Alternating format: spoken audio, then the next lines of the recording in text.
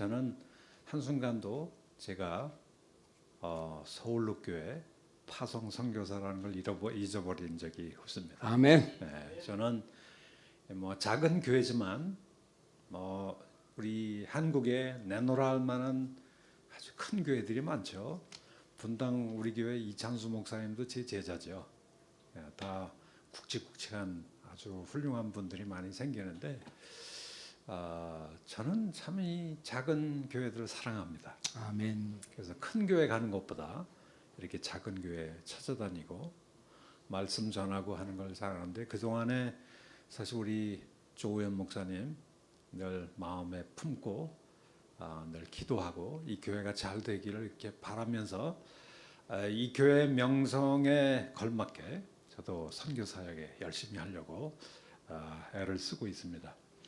저는 거의 38년 동안 총신대학교 신학대학원에서 목사들을 길러내는 이제 교수로 생활을 했죠. 제 전공은 원래 신약이고 그 중에서도 바울 서신을 영국에서 이제 전공을 좀 했는데 38년 생활을 마치고 내 남은 여생을 좀 보람 있게 지내는 게 뭐가 있을까 생각하다가 선교지로 가서 저의 티칭 커리어를 좀 발휘하면서 사는 게 좋겠다. 그래서 특별히 치앙마이나 이런 쪽으로 가려고 생각을 했는데 이 말이 통하지 않으니까요. 또 제 나이에 또 태국말을 배우는 것도 좀 어렵고, 그래서 영어권이라고 하는 소위 필리핀 쪽으로 제가 선택해서 갔습니다. 가서 그동안에 이제 가비떼에 있는 제가 사는 곳에서 한 서너 시간 가는 그쪽에 필리핀 장로의 신학교가 있어요. PTS라고. 거기서도 강의를 하고, 그 다음에 제가 사는 곳에 또 IGM 신학교가 있고, 또 비행기를 타고 가는 그 먼 거리에 비콜 라가 지역인데요. 거기에 찾아가서 또 신학교 강의를 좀 했고, 거기다 제 제자들이죠. 제가 가서 강의하면 한국은 강의하거나 설교하거나 그러면 다 사례를 주고 그래요. 근데 거기는 사실 쏟아 받쳐 줘야 되는 지역이더라고요. 비행기표를 주면서 오라고 하는 것도 아니고 제 스스로 비행기표를 사가지고 가서 이제 강의를 하는데, 가다 보면 굉장히 또 열악하거든요, 신학교들이. 그래서 애들이 막 손빨래하고 세탁기가 고장이 나가지고 한 5, 60명 되는 일종의 정부인가 받은 대학교인데도 불구하고 시설이 굉장히 열악해요. 근데 세탁기가 고장 나가지고 우리 집사람은 또 그런 걸 또 잘해요. 당장 내가 사주겠다. 자기가 얼마나 돈이 있는지는 모르겠지만은 당장 그 몰에 가자. 그래가지고 제가 쫓아갔어요. 쫓아가는데 저는 또 안 사줄 수는 없잖아요. 또 그러니까 이 채플실에 그 TV가 조그만 게 있는데 저는 PPT나 이런 걸 사용하는데 뒤에 있는 학생들이 글자가 적어서 못 읽잖아요. 그래서 대형 큰 TV 화면이 보이더라고요. 근데 마음속에 너는 뭐 하냐? 네 와이프도 뭐 하는데. 그래서 네가 사줘라. 그래가지고 하나님 말씀에 순종해서 75인치 TV 화면을 채플실에 딱 걸어주고 왔습니다. 그랬더니 그냥 학생들이고 뭐고 다음에 또 오세요 그러더라고요. 제가 좀 부담은 되는데 어쨌든 가는 곳마다 이렇게 또 후원해야 될 장소도 많고 그렇지만 그래도 저를 필요로 해서 이곳 저곳에서 와달라고 하는데 무진장 많아요. 한 6, 7군데 지금 다니고 있어요. PTS 신학교, IGM 신학교, 그 다음에 에이시아 하베스트 칼리지 앤 세미나리, 거기도 대학 인가받은 데인데요. 또 비콜 신학교, 그 다음에 필리핀 현지 컨퍼런스가 있어서 라구나 지역에 가서 이제 말씀을 전했습니다. 전하면서 제가 느낀 점은 제가 와서 가르쳐 주길 바라는 데가 굉장히 많아요. 근데 필리핀은 지역이 넓어서 인구가 한 1억이 훨씬 넘습니다. 그리고 섬들로 구성된 나라가 돼가지고 섬의 숫자가 7,400개 정도 돼요.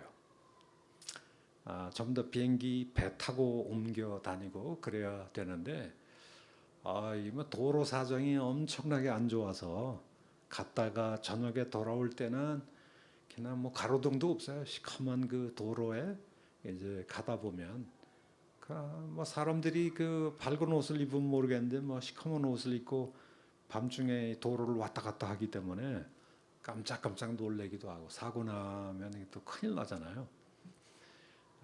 그렇게 열심히 이것저것 많이 다닌 것 같아요.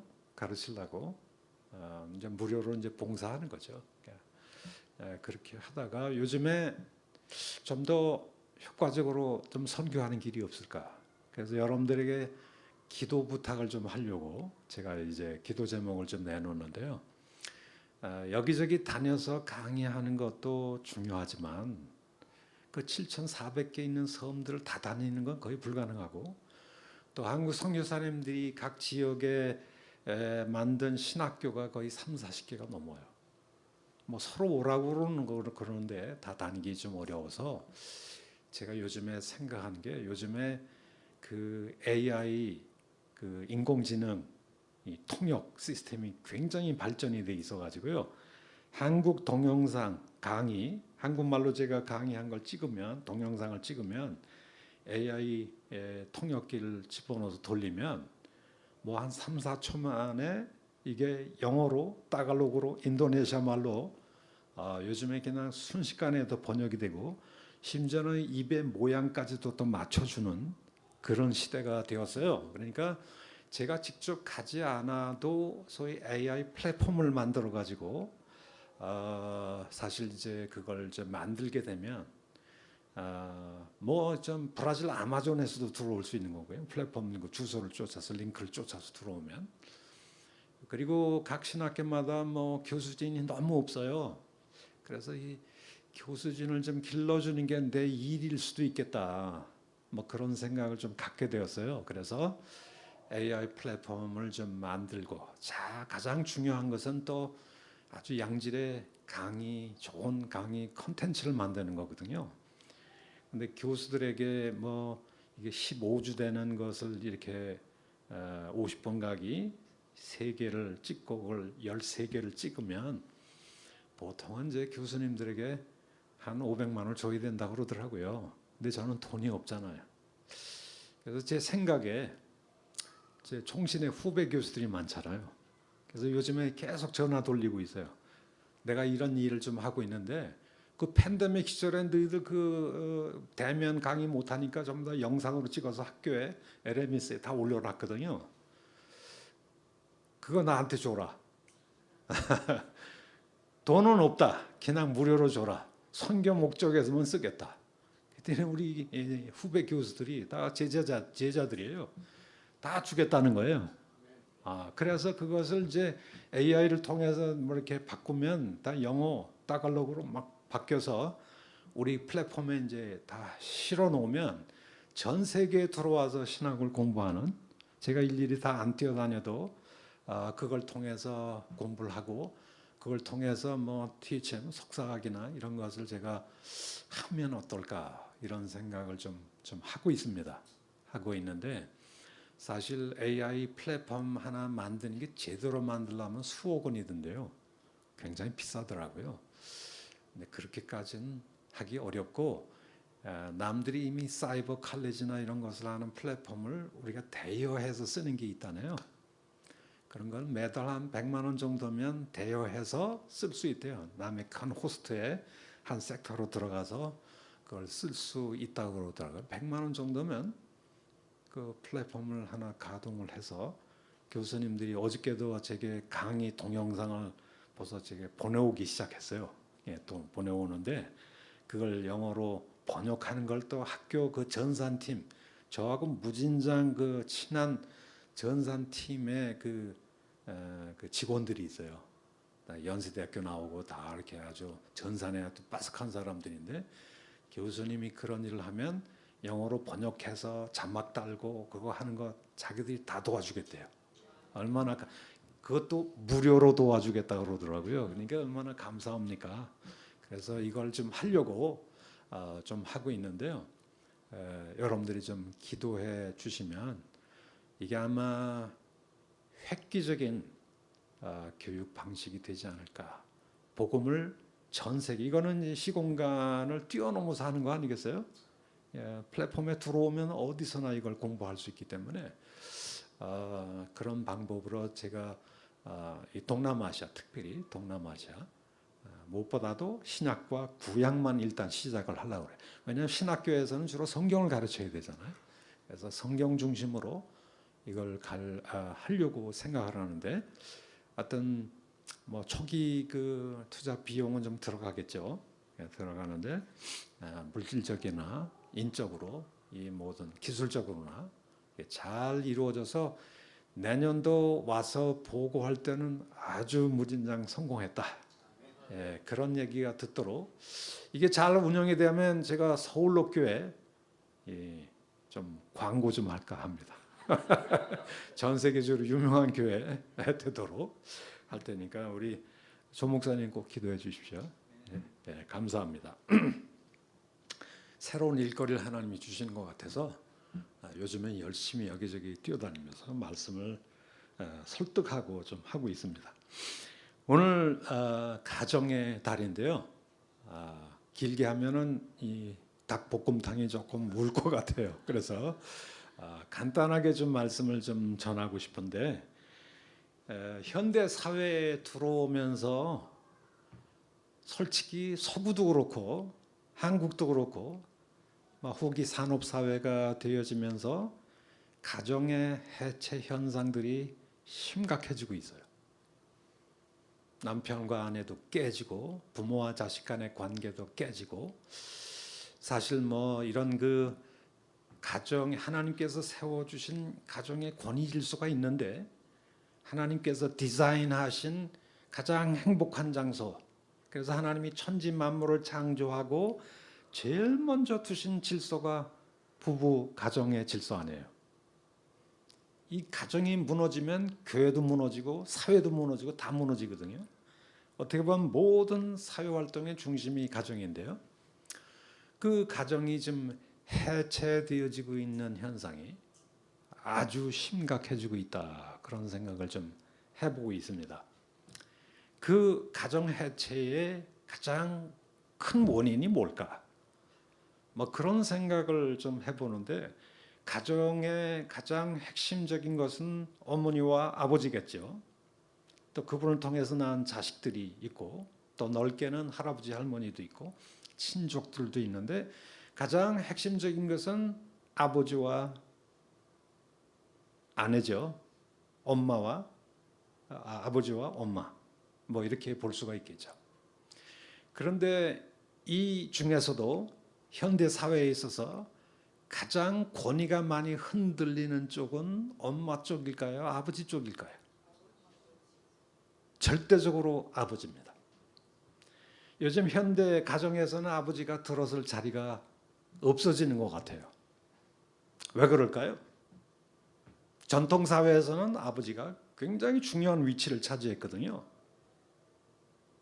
너무 아버지의 권위가 세가지고 어머니나 뭐 이런 분들은 사실 뭐 굉장히 아주 미니멈한 그런 사소한 역할밖에 못했는데 이 세월이 가면 갈수록 아버지는 뭐 가정을 먹여 살리기 위해서 사회생활 치열한 사회생활을 하고 뭐 아침 7시에 나가서 밤 12시에 들어오고 가끔 뭐 술 마시고 들어오고 그래서 어린 시절부터 자녀들은 아빠 없이 엄마 중심으로 살아갑니다. 일거수일투족 엄마하고 의논하고 엄마에게 상의하고 그래서 문제만 생기면 아빠를 쳐다보는 게 아니라 거의 엄마를 쳐다보고서 모든 걸 결정하죠. 그리고 산업화 사회가 되어지면서 남자들보다 가정에서 어머니의 여자들의 목소리가 굉장히 강해요. 제가 필리핀을 가보니까 거기도 모계 사회더라고요. 모계 사회예요. 어떻게 보면 남자들은 천덕꾸리가 되고 있는 것 같아요. 필리핀도. 그래서 관공서에 가보면 뭐 너희 아빠가 뭐냐 하는 건 묻지도 않아요. 어떤 상황이든 네 엄마가 이름이 뭐야 이것부터 물어요. 가정을 지키는 게 엄마라고 생각하기 때문에 아마 그런 것 같아요. 그리고 이 필리핀 남자들은 그냥 결혼해놓고 그냥 도망가는 경우가 많다고 그래요. 조금 어려운 일이 있으면 그냥 팽개쳐버리고 남자들은 가버리고, 그리고 나머지 자녀들을 누가 키우나요? 거의 엄마들이 키우고 있는 가정이 뭐 무진장 많더라고요. 그리고 필리핀은 이게 가톨릭 사회가 돼가지고 이혼이 되질 않습니다. 이혼이 되질 않는데 문제는 아빠는 도망갔어요. 가정을 내팽개쳤어요. 그럼 엄마가 이제 해야 되는데 이혼이 안 되다 보니까 엄마가 또 다른 남자, 제3의 남자, 제4의 남자 끊임없이 만나가지고 하는데 그건 정식 관계가 아니죠. 그렇게 해서 버려진 아이들이 필리핀에는 그냥 억수로 좀 많아지고 있어요. 필리핀도 뭐 상층부에 올라가면 남자들이 뭐든 정치를 하고 국회의원을 하고 그러니까 뭐 모르겠지만, 일상적인 서민들의 경우에는 남자들이 차지해야 될 영역은 거의 없어지는 게 아닌가, 그런 위기감을 가지고 있어요. 한국도 마찬가지입니다.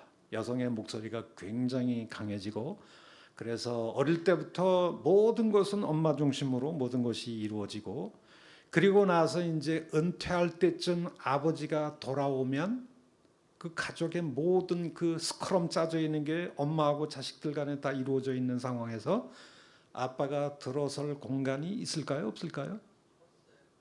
근데 그것을 이제 차지하려고 내 자리 내놔. 그러면 엄마가 비켜줄까요? 자녀들이 비켜줄까요? 그냥 양로원에 가세요. 뭐 그런 식으로.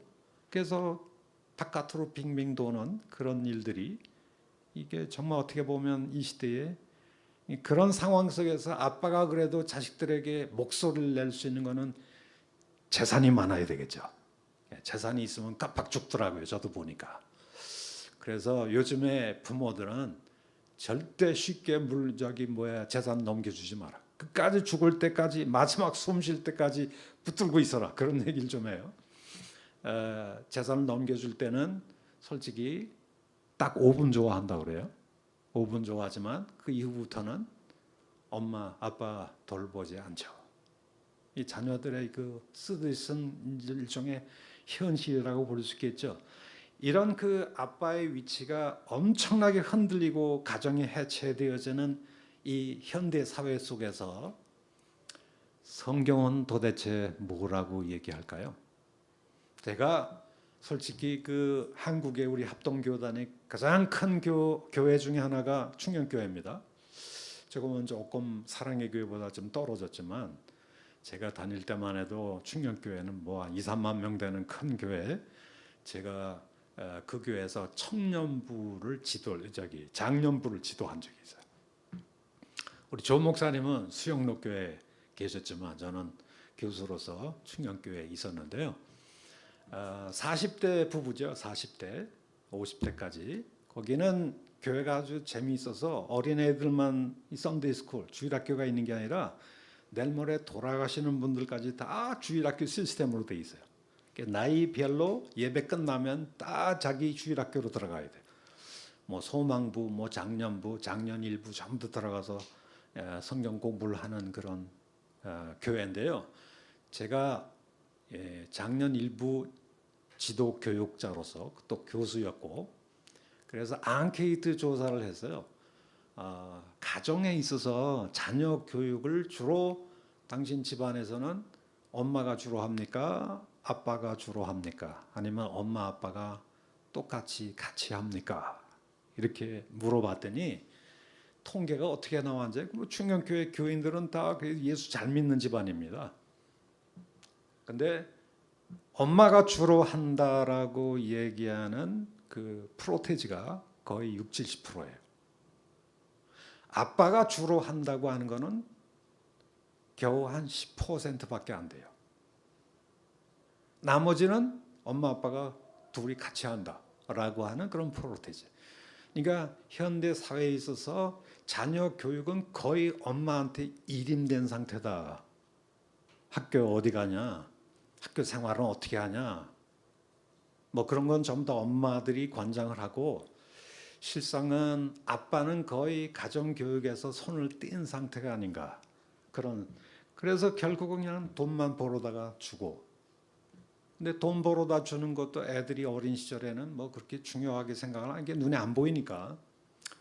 그리고 큰 다음에는 이제 아빠가 은퇴해서 집안으로 들어올 때 굉장히 좀 소외된 느낌을 갖기 시작하죠. 애들이 뭐라 그러면 아빠의 목소리 잘 안 듣습니다. 이제까지 내 삶의 울타리에 당신은 없었는데 왜 지금 와서 이래라 저래라 잔소리하냐라고 하는 그런 음성들이 이제 들리기 시작하는 거죠.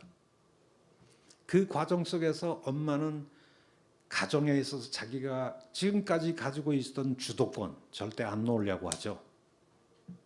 남편에게도 양보 안 합니다.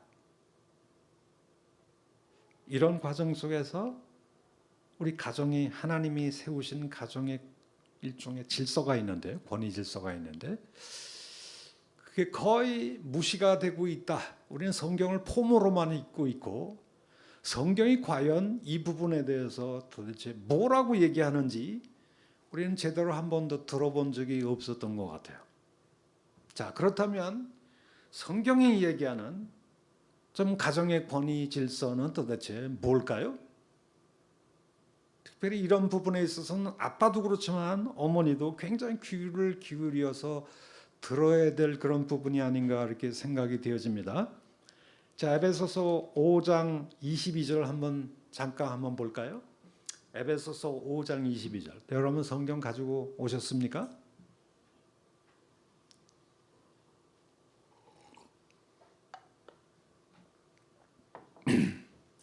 제가 한번 읽어볼게요. 참 재미있게도 5장 22절에는 제일 먼저 누구서부터 권면하기 시작합니까? 남편들아 하는 건 몇 절에 나와요? 25절에 나옵니다. 남편들에 대한 권면은 뒤에 나오고 하나님께서 누구를 권면하는 걸 먼저 제일 앞장 세웠죠? 아내들에 대해서 얘기를 하고 있어요. 이것도 참 재미있는 일이에요. 아마 고대도 아내의 목소리가 좀 센 거가 아닌가 생각합니다. 저도 아주 재미난 일을 경험했는데 우리 형님이 보험업을 하세요. 보험업을 하는데 남자가 혼자 와서 보험을 계약을 할 경우에는 95%가 다 깨진대요.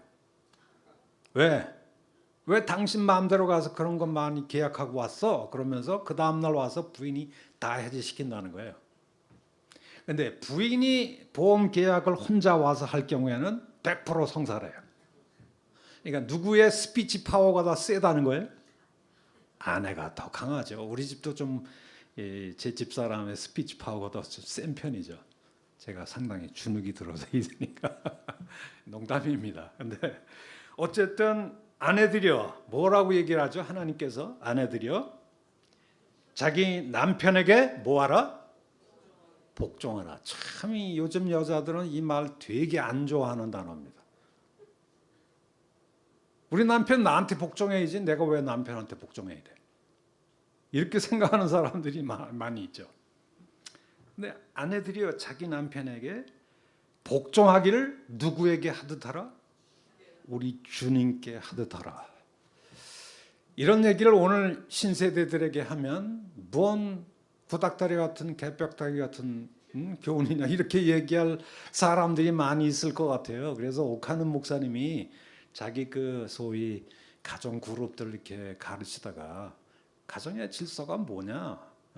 아내들이여 남편에게 복종하라 이렇게 얘기했지 않냐? 그랬더니 아내들이 그건 옛날 얘기예요. 요즘에 우리 남편이 나한테 복종해야 돼요. 이렇게 얘기를 한다고 제가 한번 우스꽝스럽게 얘기를 좀 들어봤거든요. 근데 여기 보니까 22절에 아내들이여 자기 남편에게 복종하라. 그 이유가 뭘까요? 그 다음 절에 나와 있죠. 이는 남편이 아내의 뭐가 된다? 머리됨이 그리스도께서 교회의 머리됨과 같으니 그렇게 돼 있어요. 교회 헤드십, 교회 여기 헤드라는 말은 요즘 우리 영어에도 많이 붙어 있죠. 그래서 그 본부를 뭐라 그러죠? 군대가 헤드쿼터라고 그러죠. 헤드가 붙어 있는 게 다 이게 지금 뭐 굉장히 리더십을 발휘하는 위치에 있는 것들 다 헤드가 붙어 있어요. 학교 교장을 뭐라 그러죠? 조 목사님, 헤드마스터, 헤드마스터라고 그러죠. 그래서 이 헤드가 붙어 있을 때는 성경에는 어떤 그 우리 몸에 보면은 제일 꼭대기에 있는 것을 이제 머리라고 그러잖아요. 헬라어로 이제 케팔레라고 하는데 그것이 복종의 개념과 머리 됐다는 개념과 연관된 걸 보니까 일종의 머리가 된다고 하는 것은 순종과 복종, 권위 이것이 들어있는 개념이에요. 그러니까 남편이 아내의 머리가 된다라고 하는 것은 일종의 리더십의 권위가 가정의 리더십의 권위가 누구에게 있다는 거예요? 하나님이 주신 권위가 남편에게 있다는 거죠. 참 이거 참 놀라운 얘기예요. 우리 자매님들은 이 얘기 들으면서 되게 찝찝해하고 마음에 안 들어하는 것 같아요. 근데 성경의 말씀이고 하나님의 말씀이니까 아내들이여 자신의 남편에게 복종해라. 왜? 남편이 아내의 머리가 되기 때문이다 라고 얘기를 좀 하고 있는 것이죠.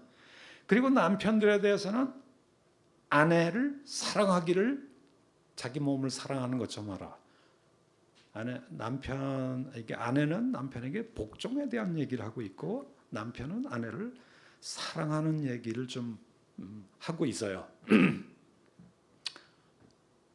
그래서 우리 가정에 이렇게 소그룹 바이블 스터디 하다 보면 아내들은 정말 남편에게 복종하라. 이게 성경 말씀이다. 라고 했더니 우리 남편이 나를 사랑해줘야 자기 복종을 하고 말고 하시죠. 나한테 사랑도 안 하는데 뭘 복종합니까? 이렇게 얘기하는 분들도 있어요. 근데 어쨌든 복종과 이 헤드십의 관계가 있는데 문제는 하나님께서 교회의 머리는 그리스도잖아요. 교회 리더십의 오토리티는 교회 리더십의 오토리티는 누구에게 있다고요? 예수님에게 있어요.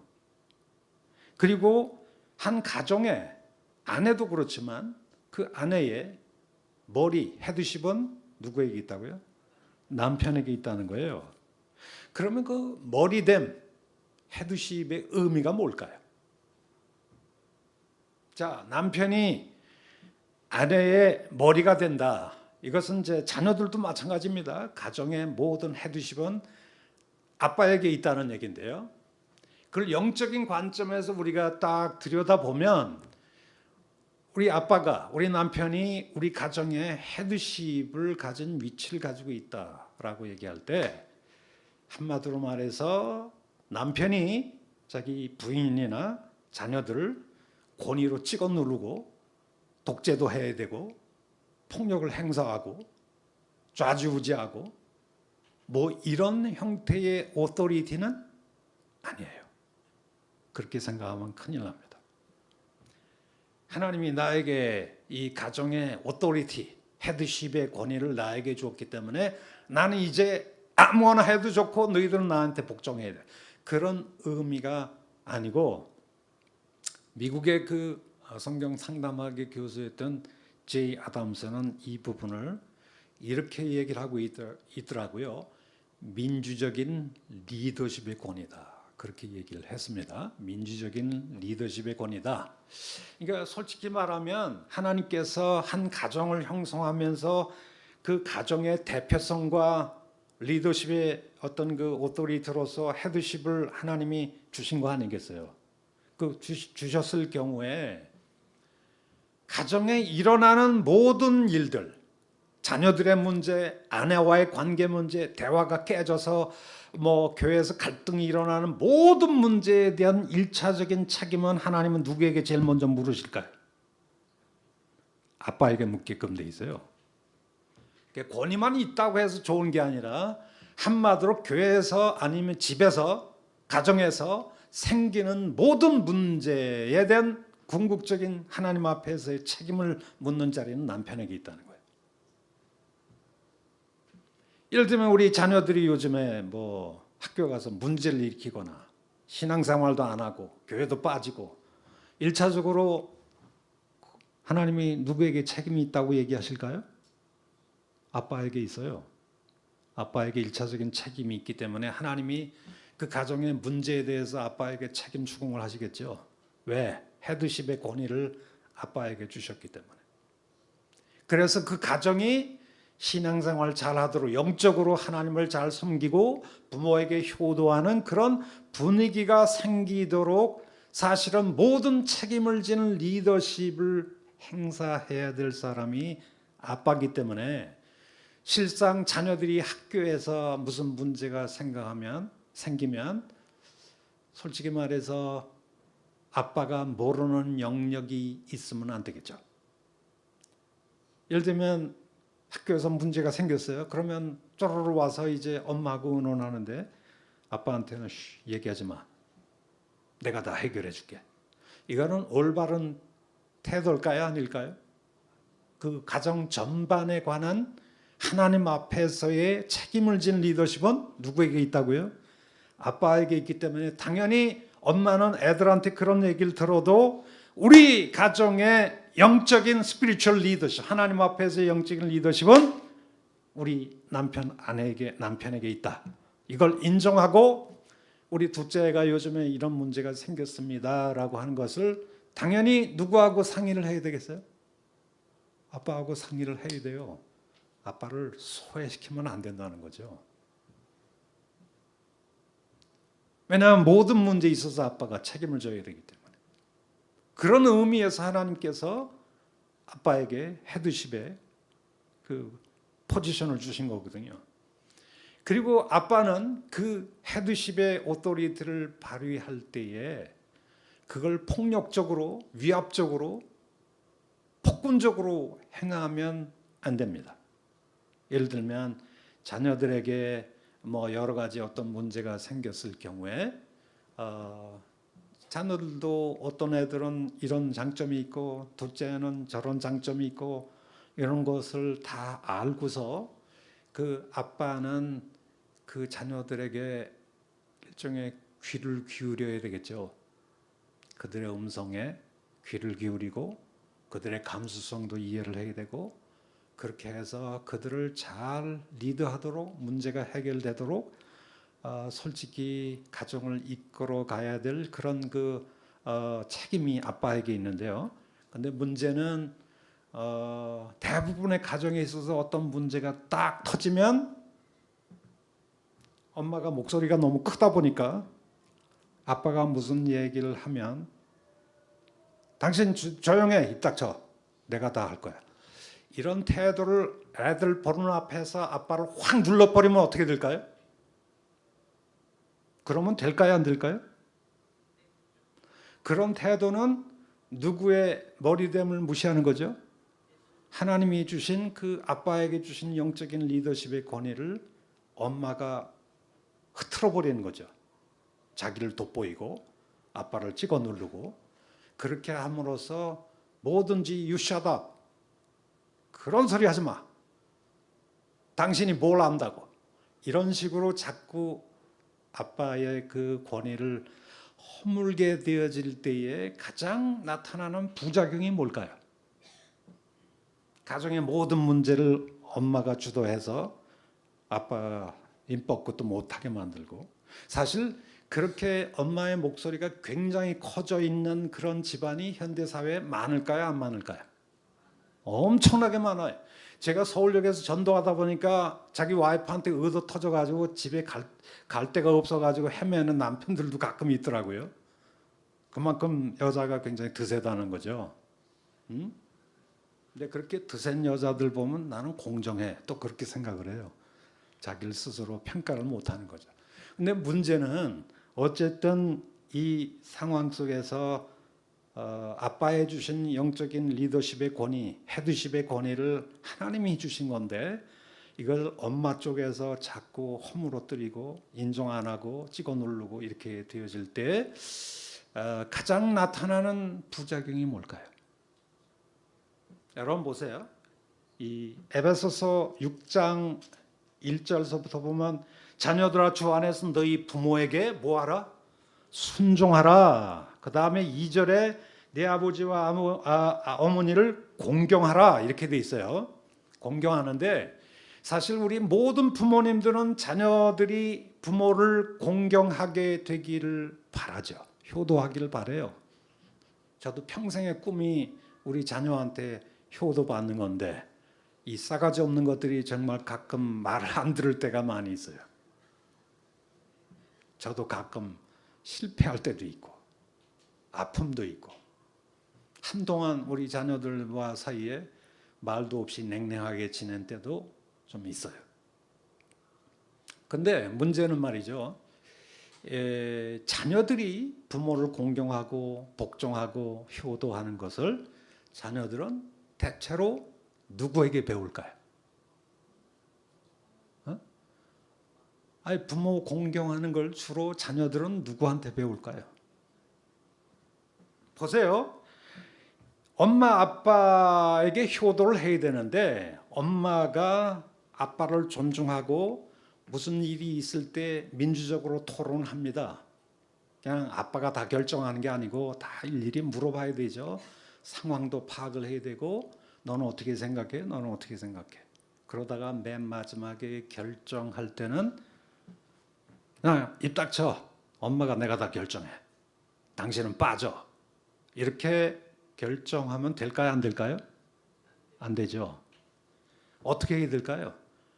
모든 것을 민주적으로 다 물어보고 자기 부인의 얘기도 들어보고 애들의 얘기를 들어보고 그리고 어느 정도 토론이 된 다음에 마지막으로 최종적으로 어떤 문제에 대해서 결정을 내릴 때는 엄마가 어떤 태도를 취하는 게 좋을까요?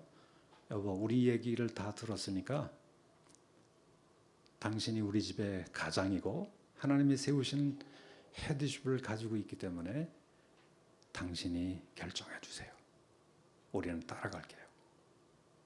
이렇게 어머니가 그 가정의 결정권을 아빠에게 애들 보는 앞에서 넘겨주면 애들이 뭘 배울까요?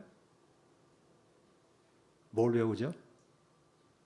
아, 나도 아빠를 존중해야 되겠구나. 근데 거꾸로 그 상황 속에서 엄마가 아빠의 리더십의 권위를 눌러버리게 되어질 경우 애들은 엄마의 그런 태도를 통해서 아, 우리 부모님은 내가 불순종해도 되겠구나. 반발해도 되겠구나. 거역해도 되겠구나. 이게 실종에 말하면 그 부모를 거역하고 불순종하는 것을 자칫 잘못하면 주로 누구한테 배웁니까? 엄마한테 배워요. 정말 어머니들이 자녀들에게 순종하고 효도를 받기를 원한다면 사실은 가정의 권위 질서 속에서 엄마는 누구의 권위를 높여줘야 돼요? 아빠의 권위를 높여줘야 돼요. 왜? 이것이 하나님의 세우신 질서이기 때문에. 제가 이런 얘기하니까 여러분들 마음에 듭니까? 뭐 뚱딴지 같은 소리입니까? 이렇게 듭니까? 이게 나이 많으신 우리 우리 중년 우리 집사님 권사님들은 에이구 저분이 뭐 인생을 뭘 알아 이렇게 생각을 할지는 모르겠어요. 그러나 성경은 하나님 말씀인가요? 아닌가요? 하나님 말씀이에요. 그러면 우리는 그 말씀에 귀를 기울여 들어야 돼요. 대개 자녀들은 부모를 공경하는 것을 주로 누구에게서 배운다고요? 엄마에게서 배웁니다. 왜? 자기 남편을 굉장히 존중하고 높여 세워주고 어려운 일이 있으면 자기 의견이 있어도 아빠의 의견을 존중하고 그리고 이렇게 세워줄 때 애들도 엄마도 존경하게 되고 아빠도 존경하게 되고 이런 것을 이 가정 속에서 가정의 권위 질서 속에서 이걸 배우게 된다 이거예요. 그런데 애들이 보는 앞에서 그냥 엄마가 그냥 아빠를 갖다가 막 나무라고 찍어 누르고 막 이렇게 되어지고 막 이렇게 되어지면 자녀들은 그 가정의 일종의 우리 부모는 만만한 존재다. 내가 거역해도 왜 엄마도 막 아빠 막 무시하고 그러는데 그러면서 이제 막 가게 될 가능성이 많겠죠. 그래서 하나님께서 우리 가정의 권위 질서로서 남편을 아내뿐만 아니라 자녀들의 머리로 세워 주셨다는 것. 그래서 우리는 신앙 안에서 순종하는 것을 배워야 된다는 것. 근데 여기에는 한 가지 문제가 있죠. 아빠가 예수를 안 믿고 아주 이상한 짓 하고 성경에 위반되는 걸 막 명령하고 그렇게 될 경우에 우리가 마음대로 쫓아가서는 안 되겠죠. 그래도 그런 상황 속에서도 아빠를 존중하는 것 속에서 민주적으로 아빠 성경은 이렇게 돼 있는데 그렇게 하면 하나님이 싫어하실 것 같아요 라고 얘기를 부드럽게 아빠를 설득하는 게 필요하겠죠. 그러나 전반적인 그 권위 질서 속에서는 이 질서 속에서 우리 부모를 공경하는 것을 좀 배웠으면 좋겠다. 제가 더 얘기할 게 굉장히 많지만 여기서 자꾸 닭볶음탕 생각이 나가지고 여기서 좀 끝내야 될 것 같아요. 자, 우리 한번 다 같이 기도하십시다. 고마우신 우리 아버지 하나님, 우리 현대 사회가 가정의 해체 현상이 너무 심각해지고 있는 그런 시대에 가정마저도 완전히 권력 암투 파워 게임의 장소로 바뀌어서 남편과 아내가 파워 게임을 하고 자녀들과 부모들 사이에도 파워 게임을 하고 이러면서 가정이 멍들고 상처받는 그런 시대가 되었습니다. 그리고 점점 우리 아빠들이 하나님이 세우신 가정의 질서 속에서 아빠들이 설 자리가 없어지는 그런 때가 되었습니다. 하나님, 우리 아빠들을 긍휼히 여겨주시고 그들의 자리를 빛나게 하시고 세워주셔서 평생에 우리 가족을 위해서 헌신하고 수고하고 희생했던 그것을 고맙게 생각하고 아빠를 존중하는 분위기가 되게 하시고 우리 어머니들도 그 권위 질서를 하나님 앞에서 인정하고 존중하는 저희들 되게 해 주시옵소서. 그리고 아버지들은 자기 부인을 목숨같이 사랑하고 자녀들 찍어 누르기보다 민주적으로 리드해 갈 수 있는 멋진 리더십을 갖게 주옵소서. 감사하며 예수님의 이름으로 기도합니다. 아멘.